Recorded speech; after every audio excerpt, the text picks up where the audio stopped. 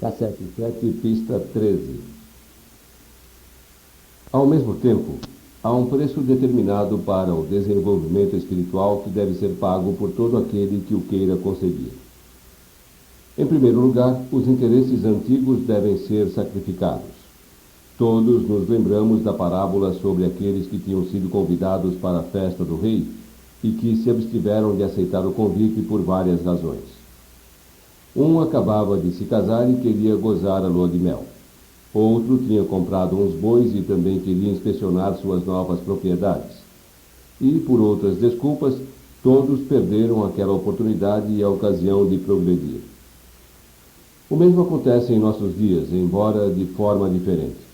Desejamos estar sentados em casa, lendo um livro sobre assuntos espirituais nos nossos momentos de lazer, quando nada de maior interesse tenhamos pela frente.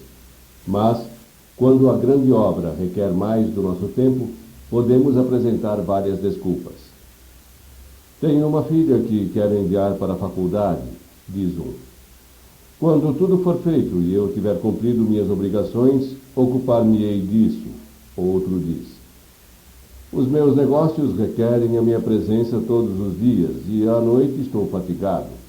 Não posso trabalhar à noite para a fraternidade, nem assistir às suas reuniões, porque no dia seguinte não poderia dedicar todas as minhas energias ao trabalho. Mas ocupar-me-ei disso assim que abandone os meus negócios. O terceiro dirá: tenho muitos filhos que exigem a minha atenção e cuidado em diversos setores sociais. Não posso ir às reuniões da fraternidade sem descuidá-los.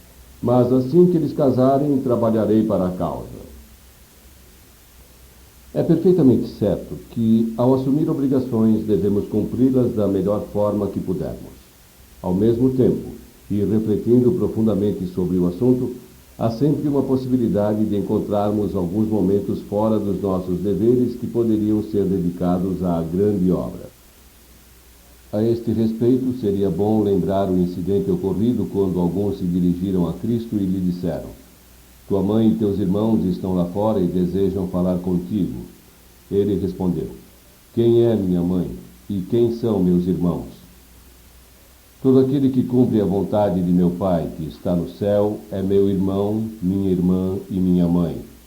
E acrescentou: se qualquer homem se chega a mim e não renega seu pai, sua mãe, sua esposa, seus filhos, seus irmãos, suas irmãs, e certamente até a sua própria vida, não pode ser meu discípulo. E todo aquele que tenha abandonado casas, irmãs, irmãos, pai e mãe, esposa, filhos ou terras, por meu nome, recebê-lo-á centuplicada e herdará a vida eterna. No processo de regeneração, há e deverá haver sempre um sacrifício envolvido. Tanto pela minha experiência pessoal, como pelo que tenho observado em milhares de outras pessoas, o benefício espiritual que se colherá está na proporção direta da forma como cada um emprega o seu pensamento, seu tempo e dinheiro para a causa que tenha abraçado. Quando alguém se consagra totalmente à vida da regeneração e segue o ditame do Espírito, logo verá que a mesma intensidade de propósito na nova direção fará desaparecer as coisas antigas. Não terá mais tempo para elas. Desaparecem de seus pensamentos e desvanecem-se. De uma forma ou outra, a filha irá para a faculdade ou encontrará um emprego adequado. Os negócios prosperarão até melhor do que quando o proprietário devotava todo o seu tempo e suas energias na preocupação para obter dinheiro. Os filhos encontrarão outra acompanhante tão capaz como sua mãe nas ocasiões em que ela estiver trabalhando para a causa espiritual. Em todos os casos em que tenhamos renunciado a alguma coisa pelo bem da obra, o tempo que empregamos na causa de Cristo e o dinheiro que distribuímos numa lúcida caridade será provido e compensado sob a lei que trabalha para o bem. Como disse o salmista: fui jovem e agora sou velho e ainda não vi o justo abandonado, nem a sua semente mendigando. A lei pregada por Cristo: buscai primeiro o reino de Deus e sua justiça, e todas as outras coisas vos virão por acréscimo. é tão verdadeira atualmente como o foi quando proferida. Posso assegurar isto por experiência própria, e todo aquele que viva a vida e cumpra o seu trabalho verá que esta lei é verdadeira. Somente o serviço desinteressado proporciona crescimento. Carta número 80, julho de 1917. Ajustando os ensinamentos à compreensão dos outros. Recentemente recebemos uma carta de Seattle que nos oferece uma excelente sugestão. Nosso amigo escreve: outro dia entrei na biblioteca da cidade de Ballard e pedi o conceito Rosa Cruz do Cosmos. Antes de sair, procurei as páginas das tabelas de alimentos e levei o livro aberto até a escrivaninha da bibliotecária. Mostrei-lhe a tabela e disse: eis aqui uma valiosa tabela. Depois de tê-la examinado, ela respondeu: quantas vezes pediram-me uma tabela como essa? Então lembrei-me que outros estudantes, ao entrarem numa biblioteca, poderiam igualmente estar interessados e buscando algo sobre esse assunto. Sendo assim, a bibliotecária classificaria o conceito como um livro que também contém matérias sobre saúde e alimentação, e desta forma, o livro chegaria às mãos de alguns que, entre outras coisas, estão procurando a luz que ele contém. Isto é certo numa extensão muito maior do que normalmente poderíamos supor. Maravilhosos são os caminhos, os meios e os lugares em que a luz nos atinge, não só quando não a procuramos conscientemente, mas até quando afirmamos que não existe nenhuma luz no sentido espiritual, ou ainda quando classificamos de farsantes aqueles que a seguem. Para mim, foi muitas vezes uma inspiração e um manancial de estímulo pensar na viagem de Paulo a Damasco. Ele era um homem que se envaidecia do zelo com que perseguia os santos. Ninguém mais diligente do que ele em derrubar o que acreditava ser uma condenável heresia. Mas as almas fortes são as preferidas dos deuses. Tanto se trabalham para o bem como para o mal, porque aquela energia indomável e irresistível que as empurra à ação, ainda que canalizada temporariamente para maus propósitos, será igualmente poderosa quando dirigida para os canais do bem. Paulo era um favorito especial dos deuses, e por isso recebeu uma luz imensamente forte que o deixou cego, precisamente quando a buscava no seu caminho para Damasco. Então, foram-lhe dados uma compreensão e um conhecimento muito superior ao de qualquer outro apóstolo. Foi escolhido para uma missão especial, e foi-lhe dado o dom particular da visão espiritual e a capacidade de ser todas as coisas para todos os homens. Os nossos estudantes queixam-se com frequência que não conseguem que seus familiares e companheiros compreendam os ensinamentos Rosa Cruzes. Um dia destes, olhando para a caixa de ferramentas em Montpelier, lembrei-me de uma demonstração fácil de compreender. Nela havia um bom número de chaves inglesas, umas grandes, outras menores, cada uma apropriada para atuar na medida de um determinado parafuso. Também havia algumas que eram ajustáveis dentro de certos limites. Ao ver estas últimas, verifiquei que uma chave de tamanho tão pequeno algumas vezes pode ser muito mais útil do que outra de maiores dimensões. Tudo depende da medida do parafuso. Para um, precisamos de uma chave menor, para outro, de uma chave maior. Da mesma forma, ao nos encontrarmos no mundo com outras pessoas, precisamos medi-las para ver o que necessitam. Muitos de nós estudamos profundamente os ensinamentos dos mistérios e adquirimos um grande conhecimento desses assuntos. Podemos comparar-nos a chaves grandes, que são totalmente inúteis para lidar com os parafusos pequenos, tais como as pessoas que não foram afetadas por estes conhecimentos. Em tais casos, não devemos tentar transmitir o nosso profundo saber falando-lhes por cima das suas cabeças, mas devemos procurar descer ao seu nível e transmitir-lhes certos conhecimentos da mesma maneira elementar que nos foram explicadas quando principiamos.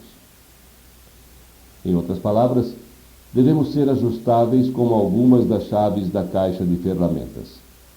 Ao enfrentarmos um auditório estranho, tentemos entender o seu nível de compreensão e usar a linguagem mais simples possível. No entanto, quando encontramos estudantes mais evoluídos, capazes de compreender problemas mais profundos, podemos estender-nos tanto quanto a nossa capacidade o permita, com considerável proveito e benefício para nós próprios e para os que nos escutam. Acima de tudo, aprendamos com Paulo a ser todas as coisas para todos os homens, se não quisermos perder o objetivo que perseguimos, isto é, levar a luz às almas que buscam. Carta número 81, agosto de 1917. O valor de rever lições passadas.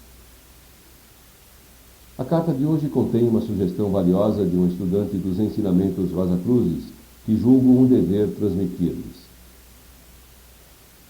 A noite passada, enquanto examinava uma volumosa correspondência que tive a felicidade de receber da fraternidade nestes últimos 5 anos, desejei saber como outros estudantes e probacionistas procedem com as cartas mensais que recebem da fraternidade. Ocorreu-me que essa pergunta poderia ser o tópico de uma das cartas mensais. Não é meu desejo criticar o que fazem os outros probacionistas a esse respeito, mas é provável que poucos estudantes e mesmo probacionistas compreendam a mina de informações que elas realmente contêm e que podem converter-se num tesouro celestial. Quantas vezes, revendo números anteriores, ocorrem-me novas ideias e considerações das quais não me apercebera antes e que são de inestimável ajuda em muitas das minhas lutas internas. Nestas lições passadas, temos uma mina de ouro, da qual poderíamos extrair inúmeros tesouros que nos ajudariam a viver a vida. Temos nelas um segundo conceito. Como é natural, compete aos estudantes e probacionistas arquivar e cuidar corretamente de todos os detalhes da sua correspondência com a fraternidade, para que ela possa ser usada o melhor possível na divulgação dos ensinamentos e na difusão da luz emanada dos irmãos maiores. Uma destas lições poderá ser a orientação que necessitamos para ajudar um amigo.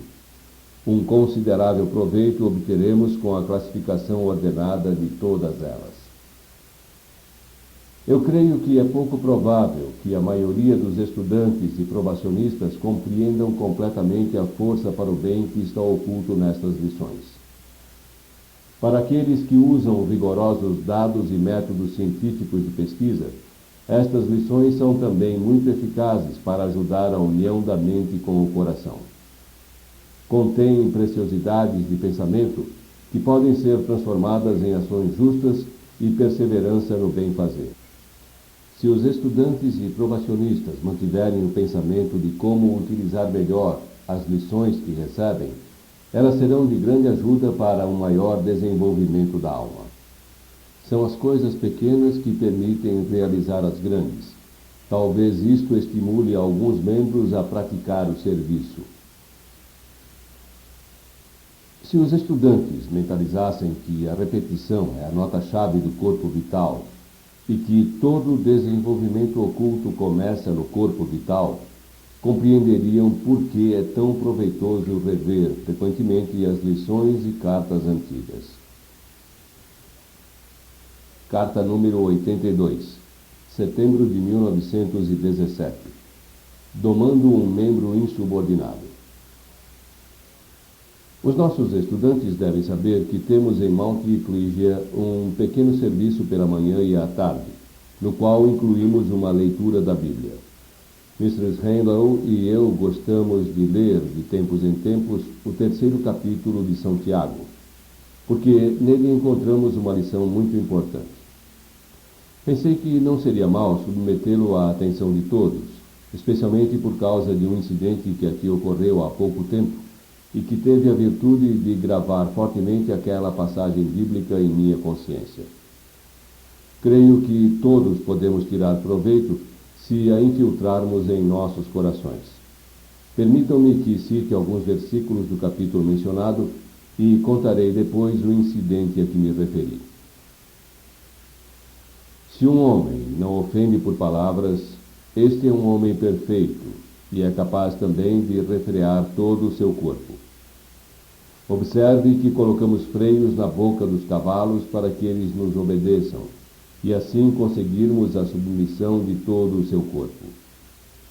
Observe igualmente os navios, que, embora grandes e fustigados pelos fortes ventos, são conduzidos por um pequeno leme de acordo com a vontade e direção do piloto. Assim também, a língua é um pequeno membro e vangloria-se de grandes coisas. Observe um pavoroso incêndio produzido por uma chispa insignificante. A língua é um fogo, um mundo de iniquidades. A língua é entre os nossos membros a que perverte todo o corpo, incendeia o curso da natureza e está condenada às chamas do inferno. Todas as espécies de animais, de aves, de répteis, assim como coisas do mar, podem ser subjugadas e até domesticadas pelo gênero humano. Mas a língua nenhum homem pode domar. É um mal perturbador, insubordinado, repleto de mortal veneno.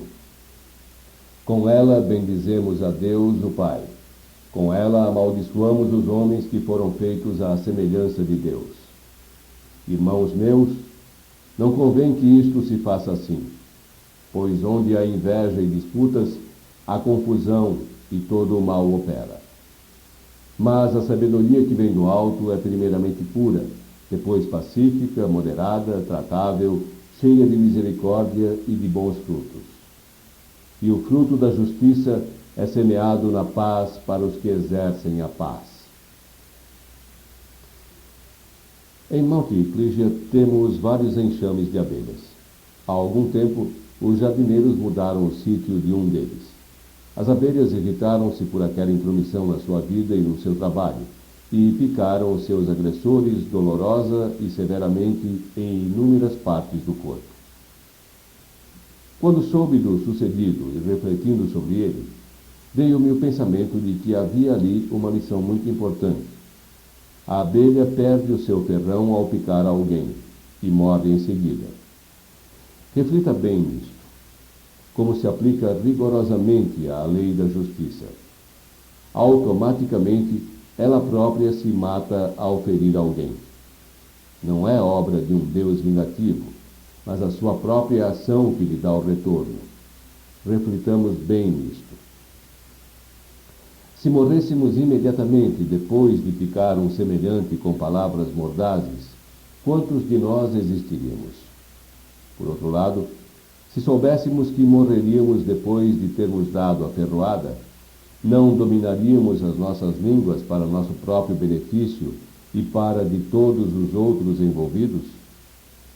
Este é, por certo, um exemplo que deveríamos ter sempre presente e considerá-lo repetidamente até aprendermos a cerrar os dentes, mantendo a boca fechada cada vez que somos tentados a empregar palavras maldosas. Chegará o tempo em que deixaremos de ter o sentimento maldoso para o próximo, não importando o que nos possam ter feito. Posso assegurar que, desde a nossa chegada à sede central, este capítulo da Bíblia tem sido para Mistress Handel e para mim de um proveito espiritual extraordinário. Ajudou-nos muito mais do que todos os outros juntos, ainda que estejamos longe, muito longe da perfeição. Mas a forma como temos agido e os outros em relação a nós é a garantia plena para chamarmos a atenção especial de todos para esse capítulo, juntamente com a pequena história das abelhas. Que essa leitura, feita uma ou duas vezes por semana, seja profundamente gravada em seus corações e lhes traga consideráveis benefícios. Carta número 83, outubro de 1917. Um tribunal interno da verdade. Uma visita que esteve em Mount Eclesia a semana passada disse-me que passou uns 20 anos estudando todas as diferentes filosofias que conseguiu obter e que havia começado nos últimos anos os estudos dos ensinamentos Rosa-Cruzes, que lhe pareceram encerrar a verdade absoluta. Naturalmente, ela esperava que concordasse com tais manifestações, e sentiu-se atônita e emudecida quando lhe disse que eu não considerava assim os ensinamentos que me foram dados pelos irmãos maiores e que foram transmitidos em nossos vários livros. Para os aborígenes australianos e africanos que podem desenvolver um temperamento religioso até onde lhes seja possível entender isso, provavelmente aceitarão como uma grande verdade que haja um ser divino de natureza superior à humana. Para tais homens e para tal concepção de religião, tem havido um gradual avanço quanto às filosofias transcendentais que inspiram reverência nas espécies mais adiantadas da raça humana. Acreditamos que a evolução do homem também requer uma evolução da sua religião. Nós vimos ascendendo dos planos de uma ignorância infantil ao ponto em que hoje nos encontramos, e seria absolutamente contrário às leis de analogia supor que qualquer conquista na linha religiosa que atualmente possuímos seja a definitiva, pois se não houvesse mais progresso religioso, também não haveria mais progresso humano. Então, qual é o caminho que conduz às alturas da realização religiosa e onde podemos encontrá-lo? Esta parece ser uma pergunta lógica. Podemos responder que isto não se encontra nos livros, sejam os meus ou os de outros. Os livros são úteis à medida que nos dão alimento ao pensamento através dos assuntos que fornecem. Podemos ou não chegar às mesmas conclusões do escritor, mas quando absorvemos as ideias apresentadas em nosso próprio íntimo e trabalhamos sobre elas com cuidado e devotamento, o que resulta deste processo é nosso e está mais perto da verdade do que qualquer coisa que possamos obter através de outros ou por outras vias. O eu interno é o único tribunal da verdade. Se nós, consistente e persistentemente, levarmos nossos problemas ante este tribunal, desenvolveremos com o tempo um tal senso superior da verdade que instintivamente, onde ouvirmos uma ideia avançada, saberemos se ela é ou não correta e legítima. A Bíblia, em várias passagens, exorta-nos para que estejamos atentos a todas as espécies de doutrinas que flutuam no ar e ao nosso redor, porque muitas são perigosas e perturbam a mente. Livros são lançados para promover esta, aquela ou outro sistema de filosofia. A menos que tenhamos estabelecido ou começado a estabelecer este tribunal interno da verdade, poderemos ficar como a pessoa referida acima, vagueando de um lugar para outro sem encontrar descanso na vida, e no final, sabendo pouco mais ou talvez até menos do que no princípio. Meu conselho aos estudantes é que nunca aceitem, rejeitem ou sigam cegamente qualquer autoridade. Esforcem-se para estabelecer internamente o tribunal da verdade.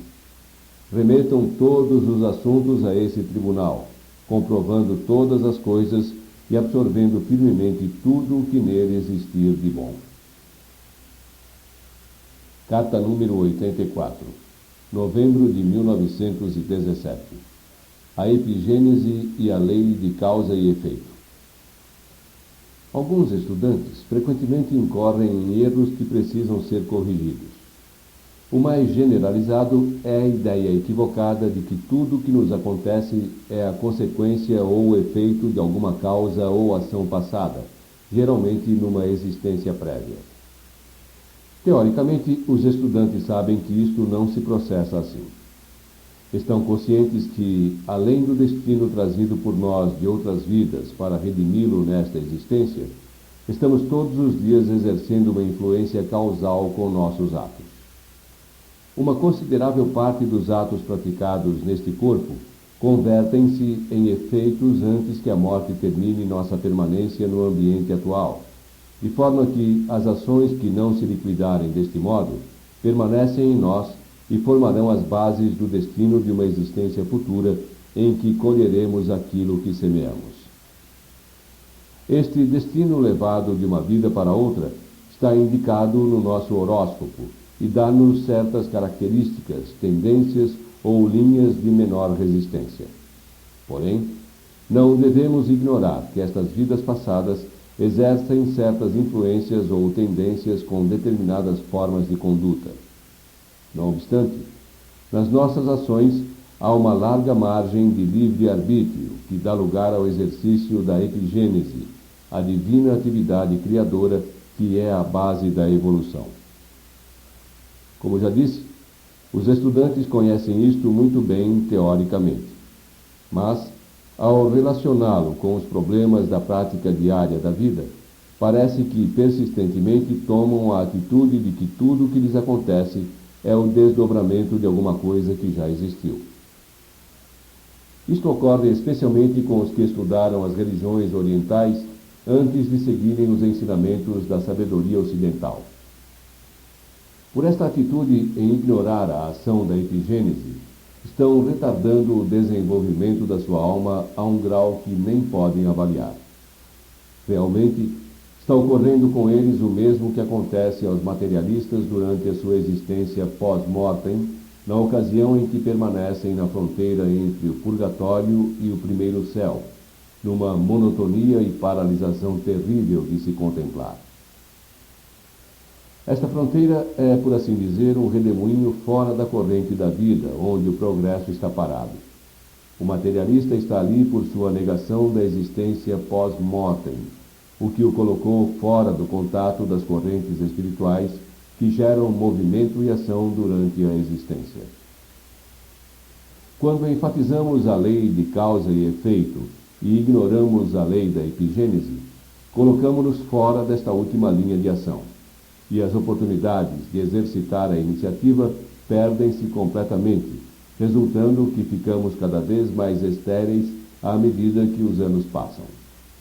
Portanto, se nos esforçarmos inteligentemente em considerar os problemas da vida, tomando como exemplo as ações dos que nos rodeiam, assim como as nossas próprias, procurando extrair delas o princípio da epigênese e observando o seu modo de atuar, encontraremos oportunidades para exercer iniciativas que se abrem ante nós como nunca poderíamos julgar possível. Observando como a epigênese atua em outras vidas, podemos aprender o modo de aplicá-la na nossa própria. Espero que retenham firmemente esta lição e possam obter um grande benefício com a prática desse enunciado. Carta número 85.